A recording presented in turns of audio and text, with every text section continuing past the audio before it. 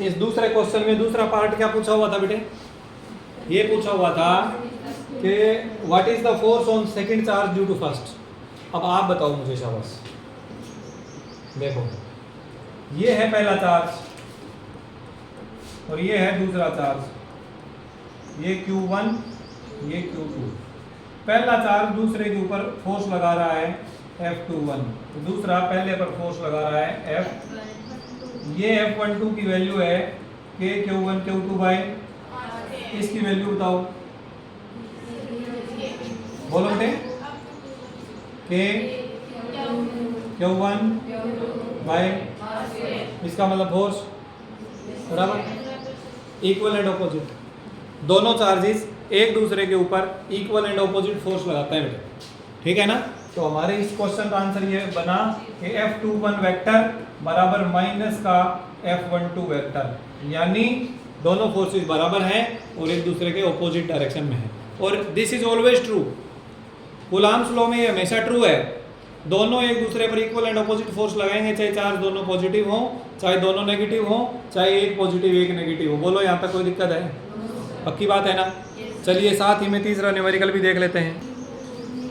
तीसरा न्यूमेरिकल देखो बेटे हमारे पास क्या है, check that the ratio KE square divided by GME MP is dimensionless. आपने ये चेक करना है कि ये रेशो क्या है, डायमेंशनलेस है, पहली बात। दूसरी ये look up A table of physical constant and determine the value of this ratio. Physical constants की वैल्यू चेक करके टेबल से और इस रेशो की वैल्यू निकालनी है। What does the ratio signify, ये रेशो क्या दिखाता है। तीन बातें हमने यहाँ पर करनी है, ठीक बात हुई ना बेटे? हाँ जी बेटे आ जाओ। हाँ जी, सबसे पहला पॉइंट ये क्या कह रहे हैं, इसकी डायमेंशनलेस है, ये चेक करना है। देखो बेटे दो तरीके हैं इसको चेक करने के। पहला तरीका तो ये है कि इन सब की अलग अलग की डायमेंशन निकालो और यहाँ पुट कर दो। डायमेंशन M0 L0 T0 आ जाएंगी तो डायमेंशनलेस है, और नहीं आई तो नहीं है, ठीक बात। अब बताओ ये क्या है भाई, कहाँ से निकाल सकते हैं? F is equal to K Q1 Q2 by R square. यहाँ से K कितना आ जाएगा बेटे, F R स्क्वायर बाई दोनों चार्जेस। अब K की डायमेंशन क्या आ जाएंगी, फोर्स के लिए M1 L1 T-2, डिस्टेंस के लिए स्क्वायर है इसलिए L2। चार्ज होता है बेटे करंट इनटू टाइम। चार्ज का क्या फार्मूला होता है, और करंट की डायमेंशन होती है बेटे A1 और टाइम के लिए T1। दूसरे चार्ज के लिए भी A1 और T1। तो अब बताओ क्या बन गया, M1 L1 और 2 3, टाइम की पावर -2 ये, और ये ऊपर जाके -2 माइनस का 4, और एम्पियर ऊपर कितना आ गया, माइनस का। तो ये डायमेंशन किसकी बन गई बेटे, K की बन गई।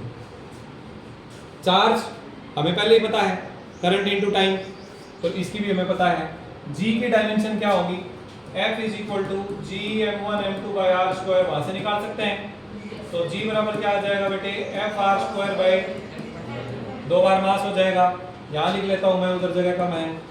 G F के लिए वही M1 L1 T-2, R square के लिए वही L2, दोनों मास के लिए M2। क्या बन गया बेटे, mass power 1 -2 -1, length power 3, time power -2, ये क्या बन गया G।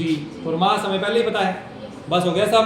चेक करो K की डायमेंशन ये पड़ी, M power 1, L power 3, T power -4, A power, और दूसरा चार्ज A1 T1 होता है, ऊपर स्क्वायर है तो A2 T2 divided by G। G की डायमेंशन ये रही M-1 L3, दोनों मास, ठीक बात। आगे चले, देखो बेटे M पावर -1 और ये -1 ऊपर जाके +1, M पावर 2 से M पावर 2 कट गया, M पावर कितनी बच गई, L की पावर 3 यहाँ पे और 3 यहाँ पे, कितनी बच गई, टाइम की पावर -4 और +2, -2 से -2 कट गई, कितनी बची, और A की पावर -2 और +2 कितनी बची। तो बताओ ये रेशो डायमेंशनलेस है कि नहीं है? ये तो थोड़ा सा लंबा प्रोसेस था, अब थोड़ा सा छोटा प्रोसेस सीखो। दोनों तरीके से हमें पता होना चाहिए, यानी इससे क्या होता है, हमारा थॉट प्रोसेस ओपन होता है बेटे, सोचने के लिए आइडियाज ज़्यादा बेटर मिलते हैं। इस रेशो को देखकर कुछ अंदाजा लग रहा है क्या? है जी, मैं इसे दोबारा लिख देता हूँ, K E square divided by G M E M P. इससे क्या पता चल रहा है, कहाँ से आ रहा होगा ये, कूलॉम्स लॉ से, और ये कहाँ से आ रहा होगा, न्यूटन्स लॉ ऑफ ग्रेविटेशन से। अगर मैं इन दोनों के नीचे आर स्क्वायर लगा दूं तो ये क्या बन गया भाई, ये बन गया दो इलेक्ट्रॉन के बीच का, सॉरी एक इलेक्ट्रॉन और एक प्रोटॉन, क्योंकि नीचे भी इलेक्ट्रॉन प्रोटॉन दे रखे हैं, एक इलेक्ट्रॉन और एक प्रोटॉन के बीच का कूलॉम्स लॉ लग गया इधर, और इधर उन्हीं दोनों के बीच का ग्रेविटेशनल लॉ लग गया, हाँ या ना? तो इसका मतलब ऊपर क्या है बेटे, इलेक्ट्रोस्टैटिक फोर्स, और नीचे क्या है, ग्रेविटेशनल फोर्स, और फोर्स की डायमेंशन फोर्स से कैंसिल हो जाएंगे, इसलिए क्या आएगा, डायमेंशनलेस। ये छोटे वाला प्रोसेस था, लेकिन ये कब काम करेगा, जब हम इसे देखते ही पता चल जाएगी ये दोनों फोर्सेस हैं, ठीक, हाँ या ना बोलो? ये इस न्यूमेरिकल में पहला पॉइंट था। आगे क्या कह रहा है, सेम न्यूमेरिकल, ये कह रहा है बेटे टेबल पर ध्यान दें और इस रेशो की वैल्यू निकालें। इस रेशो की ऑलरेडी निकाल चुके हैं आज सुबह की क्लास में, सोल्ड एग्जांपल में, इलेक्ट्रॉन प्रोटॉन प्रोटॉन प्रोटॉन वाला न्यूमेरिकल था ना, उसमें निकाली थी।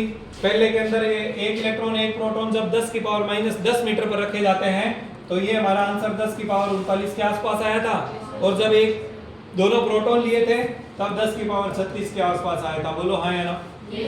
तो ये दोबारा करने की जरूरत नहीं है, हम पहले कर चुके हैं, आप बच्चे करके देखना एक बार। और आगे ये क्या कह रहा है, what does this ratio signify, ये रेशो जो है ये हमें क्या बता रहा है, ये रेशो हमें दोनों चार्जेस सॉरी एक इलेक्ट्रॉन और एक प्रोटॉन के बीच में इलेक्ट्रोस्टैटिक और ग्रेविटेशनल फोर्स का कंपैरिजन दिखा रहा है, और हमें ये बता रहा है कि इलेक्ट्रोस्टैटिक फोर्स ग्रेविटेशनल फोर्स के मुकाबले लगभग इतने गुना है। यानी हम ये कह सकते हैं कि F electrostatics is approximately 10⁻36 times to that of Fg यानी ग्रेविटेशनल फोर्स, हाँ या ना? क्वेश्चन हुआ कि नहीं हुआ? आसान था कि मुश्किल था? खुद कर सकते थे कि नहीं कर सकते थे? कर सकते थे दिमाग लगाते तो चलिए चौथा करो, फिर लगाओ दिमाग।